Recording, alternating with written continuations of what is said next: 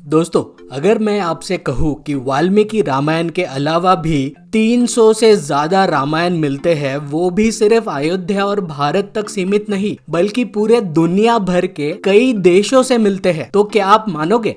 और इससे भी ज्यादा रोचक बात यह है कि सिर्फ हिंदुइज्म नहीं बल्कि जैनिज्म और बुद्धिज्म के अपने अपने रामायण है। और ये जितने अलग अलग देशों के रामायणों की मैंने बात करी, ये सारे वर्जन्स एक दूसरे से अलग है। जी हाँ, 300 से भी ज्यादा वर्जन्स ऑफ रामायण जो कि वाल्मीकि रामायण से अलग है, डिफरेंट है। इस वीडियो को आखिर तक जरूर देखिए क्योंकि इस वीडियो में हम लोग उन सारे देशों की सैर करने वाले हैं। अगर आप हमारे चैनल के कंटेंट को पसंद करते हो और अभी तक आपने सब्सक्राइब नहीं किया हो तो तुरंत सब्सक्राइब बटन पर क्लिक कर दीजिए और बेल आइकन को दबाना ना भूलना ताकि आपको हमारे हर नए वीडियो की नोटिफिकेशन मिले। तो चलिए शुरू करते हैं। मैं हूँ राजेश और इंडियन ट्रेजरी ऑफ विजडम पर आप सभी का मैं स्वागत करता हूँ और हम सीधे चलेंगे स्क्रिप्चर्स के सेगमेंट में और पता लगाएंगे कि स्क्रिप्चर्स में क्या छुपा हुआ है। दोस्तों, हम सभी जानते हैं कि वाल्मीकि रामायण को ही सबसे पहली संस्कृत में लिखित ओरिजिनल रामायण माना गया है। पर एक और सच ये भी है कि रामायण और महाभारत ये दोनों भी महाकाव्य किसी रीजन से महाकाव्य कहलाए गए। और वो रीजन ये है कि हमारे प्राचीन इतिहास में वैदिक काल में गुरु शिष्य परंपरा के जरिए सारी शिक्षा प्राप्त की जाती थी और हमारे पूर्वजों के मेमोराइजेशन टेक्निक्स इतने स्ट्रॉन्ग हुआ करते थे कि सारी शिक्षा पठित हुआ करती थी, यानी सारा नॉलेज और ज्ञान अपने गुरु से सुनकर और याद रख कर ली जाती थी और फिर इसी प्रकार अगले जनरेशन को फॉरवर्ड की जाती थी। इसीलिए भले ही पूरे विश्व में 300 से ज्यादा लिखित वर्जन्स रामायण के जरूर मिलते हो, पर उससे भी ज्यादा वर्बली यानी संस्कृत में काव्य के स्वरूप में लिखे जाने के कई ज्यादा पहले से भगवान राम और माता सीता की कहानी दुनिया भर में प्रचलित थी। तो चलिए हमारे कंट्रीज की लिस्ट स्टार्ट करते हैं। शुरू करने से पहले अगर आपको ऑलरेडी पता है कि रामायण विश्व के कितने कंट्रीज में फेमस था और आज भी है, तो इस वीडियो को पॉज करके अभी हमें नीचे कमेंट सेक्शन में बताइए ताकि हमारा लिस्ट खत्म होने के बाद आप चेक कर सको कि कितने आपको नाम पहले से पता थे और कितने नहीं। चलिए लिस्ट शुरू करते हैं। हमारे लिस्ट में पहला नाम है थाईलैंड। थाईलैंड में रामायण को रामाकीन कहा जाता है जो कि थाईलैंड देश का नेशनल बुक भी है। जी हाँ, थाईलैंड जैसा देश जिसमें 93% बुद्धिज्म फॉलो करने वाले लोग रहते हैं, उनके देश का नेशनल बुक रामायण। यहाँ तक के 18वीं शताब्दी तक थाईलैंड के कैपिटल किंगडम का नाम हुआ करता था अयोध्या। जी हाँ, ये अयोध्या से इसीलिए मेल खाता है क्योंकि यहाँ के जो राजा हुआ करते थे वो मानते थे कि वो सूर्य वंश से बिलोंग करते थे। थाईलैंड और उनके कल्चर में हिंदुइज्म की बड़ी छाप देखी जा सकती है आज भी। और साउथ ईस्ट एशिया में हिंदू और बुद्धिस्ट दोनों ही वर्ग के लोग भगवान राम को हमेशा से एक हीरो के रूप में पूजते आए हैं और आज भी पूजते हैं। इसीलिए अयोध्या के नए राम मंदिर के कॉन्सेक्रेशन के लिए थाईलैंड की मिट्टी लाई गई और वहाँ के 3 नदियों का पानी लाया गया।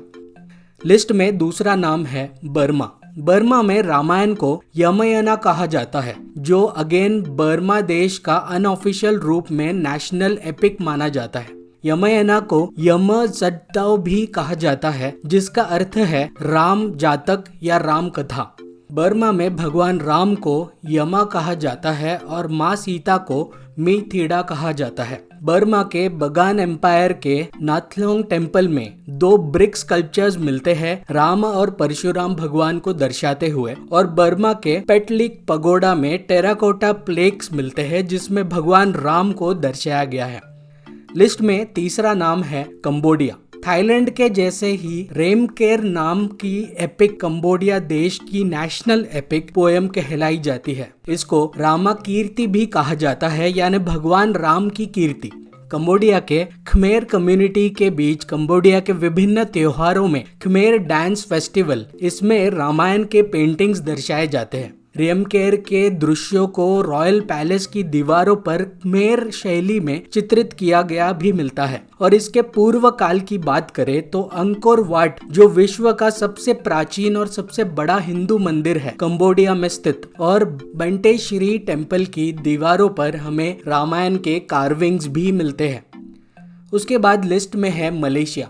मलेशिया का हिकायत सेरी रामा ये हिंदू महाकाव्य रामायण का मलय संस्करण है। हिकायत सेरी रामा की मुख्य कहानी मूल संस्कृत संस्करण के जैसी ही है, पर एक हिकायत के रूप में। मलेशिया में इस्लाम के इन्फ्लुएंस के कारण इसकी पॉपुलैरिटी धीरे धीरे कम हो गई, लेकिन मलेशिया के हिस्टोरियंस और एकेडमिशियंस इस ग्रंथ को मलय कल्चर का अटूट हिस्सा मानते हैं आज भी। इस वाले रामायण के वर्जन्स में कभी कभी लक्ष्मण को ज्यादा स्ट्रॉन्ग दर्शाया जाता है भगवान राम के कंपैरिजन में। अब दोस्तों लिस्ट में अगला नाम है इंडोनेशिया। काकाविन रामायण ये इंडोनेशिया का अपना वर्जन है रामायण का, जिसमें काकाविन का अर्थ है काव्य या कथा। इस वाले रामायण के वर्जन में सिर्फ फर्स्ट हाफ संस्कृत रामायण का इससे मैच करता है और सेकंड हाफ बिल्कुल मैच नहीं करता। ये बेसिकली एक जावानीज टेक्स्ट है। इंडोनेशिया के जावानीज कल्चर में इस वाले रामायण को एक आर्टिस्टिक एक्सप्रेशन के पिनाकल के रूप में जाना जाता है और ये सबसे पुराने जावानीज ग्रंथों में सबसे लंबा टेक्स्ट है। जावा और बाली के बड़े संख्या में संरक्षित पाम लीफ मैन्युस्क्रिप्ट्स में ये सबसे लोकप्रिय है। इस वाले वर्जन में माँ सीता को बहुत ताकतवर दर्शाया जाता है, जहाँ वो असुरों से लड़ाई भी करती है। जावानीज, बालिनीज और सूडानीज लोग आज भी रामायण को बहुत मानते हैं और डांस और थिएटर के रूप में स्टेजेस पर हमेशा परफॉर्म भी करते हैं। इंडोनेशिया एक इस्लामिक कंट्री रहकर भी यहाँ आपको आज भी गली गली में हिंदू स्टैचूज देखने को मिल जाएंगे। अब दोस्तों लिस्ट में अगला देश है जापान। जापान में रामायण को रमेन्ना या रमेन्शो बुलाया जाता है। इसके सबसे मशहूर रामायण के 2 वर्जन्स मिलते हैं जापान में, एक होबुत्सुशु और दूसरा है संबो एकोतोबा। एक और वर्जन भी मिलता है जापान में जिसका नाम है बोन्टेन कोकू। इसमें भगवान राम का नाम होता है तमावका, जो कृष्ण के जैसे फ्लूट प्लेयर दर्शाए गए हैं और अपनी पत्नी हिमेगिनी यानी सीता को रेस्क्यू करते हैं ये राजा बरेमोन यानी रावण से। जापान में 2 डांस के स्टाइल्स भी है, बुगाकू और गगाकू, जो जापानीज रामायण पर बेस्ड डांस फॉर्म्स है। अब दोस्तों अगला देश इस लिस्ट में है फिलीपींस। फिलीपींस में रामायण का नाम है महारदिया लवाना। जुआन आर फ्रांसिस्को नाम के एक व्यक्ति ने सबसे पहले इस वाले रामायण वर्जन को डिस्कवर किया था जब वो फिलीपींस में थे और उन्हें एक एथनिक ग्रुप मरनवाज नाम के कम्युनिटी में एक मिनिएचर रामायण के मूर्तियां मिली। ये एथनिक ग्रुप कई 100 साल पहले इस्लाम में कन्वर्ट हुए थे, पर इन लोगों में रामायण का ये वर्जन फेमस था। इनकी कहानी अनुसार महारदिया लवना ये महाराज रावण है और इस कहानी में लक्ष्मण को भगवान राम और माँ सीता का बेटा दर्शाया गया है और रावण वॉर से पहले अल्लाह से प्रार्थना करता है। 1450 में फिलीपींस पर अरब्स के कब्जा होने के पहले यहाँ के ट्राइबल चीफ्स को राजा कहा जाता था। अब दोस्तों इस लिस्ट में अगला देश है चाइना। भगवान राम से जुड़े विभिन्न जातक कहानियां चाइना में लोकप्रिय थे प्राचीन काल में। रामायण के बारे में सबसे ओल्डेस्ट स्टोरी टेलिंग रिकॉर्डेड है बौद्ध ग्रंथ लिउडू जी जिंग में। चाइना में 3 जातक कथाएं मिलती है जो बहुत फेमस है, एक राजा दशरथ, एक वानर राजा और शंबुक इस नाम से। इनमें से पहले रामायण में कैरेक्टर्स और जगहों के नाम डिफरेंट है और भगवान राम के 14 वर्ष का वनवास को छोड़कर बाकी सब सेम है। बाकी सब रामायणों में भगवान राम को बोधिसत्व दर्शाया गया है जो अपने रानी के साथ जंगल में गए थे और रावण के जगह एक समुद्री ड्रैगन दर्शाया जाता है और अशोक वाटिका के जगह एक गुफा दर्शाया जाता है जिसमें वो ड्रैगन रहता है। रामायण को शायद इस तरीके से आपने कभी इमेजिन भी नहीं किया होगा। दोस्तों इस लिस्ट में अगली कंट्री है लाओस। लाओस के लोगों की मान्यता है कि लाओस राम के बेटे लव का शहर है। फ्रा लाक फ्रा राम लाओ लोगों का नेशनल एपिक पोएम है और इसे वाल्मीकि जी की रामायण से ही लिया गया है। इसमें फ्रा लक मतलब लक्ष्मण और फ्रा राम मतलब भगवान राम। लाओस में आज भी ऐसे मंदिर है जो रामायण के दृश्यों को दर्शाते हैं। लिस्ट में अगली कंट्री है रशिया। रामायण की कहानी रशिया के कलमिक कम्युनिटी के लोगों के बीच लोकप्रिय थे प्राचीन काल में। उनके कम्युनिटी के रूट्स मंगोलिया में मिलते हैं। प्राचीन मंगोलियन लोगों के पास एक महाकाव्य था जो रामायण से काफी मिलता जुलता है। मंगोलिया के मार्स्टन हुसग्रियाल की एक कमेंट्री मिलती है सुभाषित रत्न निधि में रामायण के बारे में। रशिया में भगवान राम और माँ सीता की कहानी कई लोगों को पता है और वहाँ के स्टेज शोज में आज भी रामायण बेस्ड नाट्य होता है। कुछ लोग जो रशिया से बिलोंग करते हैं वो ये भी दावा करते हैं कि माता कैकेयी रशियन थी। इसमें कितनी सच्चाई है ये तो बता नहीं सकते हैं, पर इतना जरूर मैं कह सकता हूँ कि रशिया पर वैदिक काल में भारत का बड़ा इन्फ्लुएंस था और रशिया के कई शहरों के नाम और उनके कई ग्रंथों में वैदिक ओरिजिन्स की छाप दिखाई देती है। अब दोस्तों लिस्ट में आगे है यूनाइटेड किंगडम। सेल्ट्स ये एक प्राचीन प्रजाति के लोग हैं जो यूरोप में रहते थे और ये लोग ब्रिटिशर्स के पूर्वज थे। उनके जेनेटिक्स प्राचीन भारत के लोगों के जेनेटिक्स के साथ कई हद तक मैच करता है, जो कि साइंटिफिकली प्रूवन है। सेल्टिक स्टोरीज में मेन एक हीरो की कहानी है जो एक दुश्मन को चुनौती देने के लिए पानी के पार एक रास्ता बनाता है और उसके पत्नी को बचाता है दुश्मन के चंगुल से। उस हीरो का नाम है फियोन मैक कम्हेल। फियोन जंगल में पोएट फिन एकेस के अधीन शिक्षा लेता है। स्लेब ब्लदमा नाम के जंगल में वो युद्ध और शिकार भी सीखता है। आयरलैंड के कॉजवे को कहते हैं कि फियोन ने ही बनवाया था और एक द्वीप पर रहने वाले एक जायंट राक्षस से उसने युद्ध करने के लिए ये कॉजवे उसने बनवाया।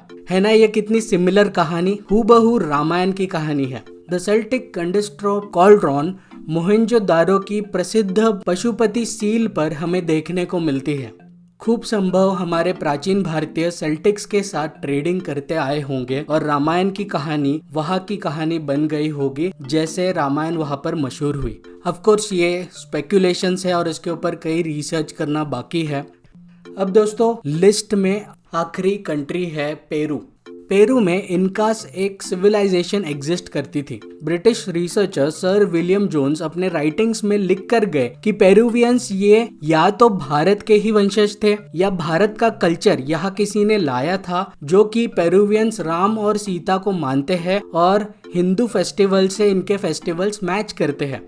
इनकन एम्पायर अगर आप लोगों को पता नहीं है तो ये प्री कोलंबियन अमेरिका का सबसे लार्जेस्ट एम्पायर हुआ करता था, जो लोग सन टेम्पल में सन की वर्शिप करते थे। पेरुवियंस को इनका इसीलिए बुलाया जाता था क्योंकि इना इस नाम का अर्थ होता है सन गॉड। जैसा हम सब जानते हैं कि भगवान राम भी सूर्यवंशी थे, भारत में भी भगवान राम को इनकुला तिलक कहा जाता आया है। इनका ये पुनर्जन्म में विश्वास रखते थे और उनका कल्चर भारत से बहुत ज्यादा मेल खाता था। सेनियोर विंसेंट लोपेज नाम के एक विशेषज्ञ थे मोंटेविडियो के, जिन्होंने 1872 में अपने राइटिंग्स में ये मेंशन किया था कि पेरुवियन हिस्ट्री में दर्ज हर कविता चीख चीख कर रामायण और महाभारत की बात करते हैं। तो दोस्तों यहाँ पर हमारी लिस्ट खत्म होती है। ये लिस्ट और भी बड़ी थी, लेकिन बाकी जो स्पेकुलेटिव कहानियां और ओरिजिन्स है उनको इस लिस्ट से अभी के लिए तो दूर रखा है मैंने। जैसे कि मिडल ईस्टर्न में भी कई ऐसे क्षेत्र मिलते हैं जहां पर हमें रामायण और सीता माँ की झलकियां दिखाई देती है। वहां भी कई ऐसे सबूत मिलते हैं पर पूरी तरह सिद्ध नहीं है। पर रामायण और प्रभु श्री राम और सीता माँ की कहानी ये पूरी दुनिया में प्रचलित थी और इस हद तक थी कि एंटायर सिविलाइजेशंस ने उन्हें सहारा और पूजा और उनके जीवन से सीख लेकर अपने कल्चर्स को शेप दिया। और ये हमें साउथ एशियन कंट्रीज में आज देखने को मिलता है और आज भी इनमें से कई लोग भगवान श्री राम या उनकी कहानी को पूजते हैं और मानते हैं। हम भारतीयों को सही रूप में इस बात का बहुत बहुत गर्व करना चाहिए और जिन जिन लोगों को इस सच का पता नहीं हो उन्हें जागरूक करना चाहिए। और आप लोगों से मैं विनती करता हूँ कि इस वीडियो को ज्यादा से ज्यादा आप शेयर करें और सब लोगों को जागरूक करें। दोस्तों अगर आप इस चैनल के कंटेंट को पसंद करते हो और वीडियो टॉपिक्स के रिसर्च में मदद करना चाहते हो तो इस चैनल को फाइनेंशियली सपोर्ट करने के बारे में जरूर सोचें। वन टाइम कंट्रीब्यूट करने के लिए आप इस नंबर पे गूगल पे कर सकते हो और हमारा UPI ID है ITW@IDBI, जहां आप किसी भी मनी ट्रांसफरिंग ऐप से ट्रांसफर कर सकते हो। आप हमें फेसबुक और इंस्टाग्राम पर भी फॉलो कर सकते हो। वीडियो पे नीचे कमेंट करके जरूर बताएं कि आपको वीडियो कैसा लगा। वीडियो को लाइक कर दें और ज्यादा से ज्यादा शेयर करें और इस चैनल को अभी तक आपने सब्सक्राइब नहीं किया हो तो तुरंत कर दीजिए और बेल आइकन को भी दबा दीजिए ताकि आपको रेगुलर अपडेट्स मिलते रहे। थैंक यू दोस्तों फॉर वॉचिंग एंड जल्दी मिलते हैं अगले वीडियो में।